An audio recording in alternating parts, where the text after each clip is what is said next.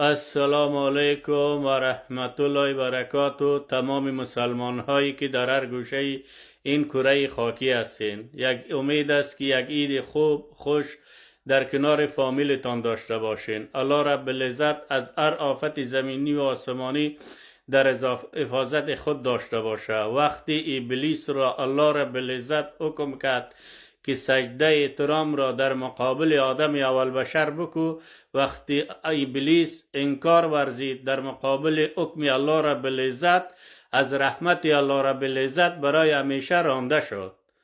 نجات خودش نسبت به آدم اول بشر برتر دانست، از رحمت الله رب العزت برای همیشه رانده شد. وقتی نوح علیه السلام فرزندش ایمان نیاورده بود، نسبت پدری و فرزندی تمام شد، چون که عمل او خلاف حکم الله رب العزت بود. وقتی ابراهیم علیه السلام پدرش ایمان نیاورده بود، این رشته پدری و پسری تمام شد، چرا که عمل او خلاف حکم الله رب العزت بود.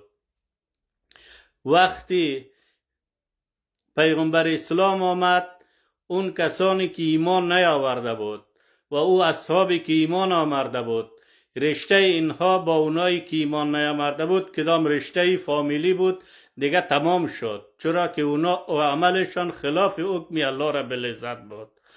امروز مسلمان میبینی راحت در شبکات اجتماعی میآیه، همون کفری که اونا انجام داد انجام میده، دیگه هیچ چیزی از چیزی تکان نخورده، مثل که هیچ چیزی نشده، در حالی که او ابلیس هم به نجات خودش در برتری نسبت به آدم اول بشر خودش برتر دانست، برای همیشه از رحمت خدا رانده شد.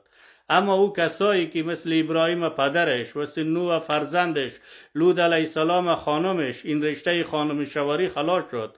هر چیزی که خلاف حکم الله رب العزت باشه و او دیگه ختم است، دیگه خلاص است.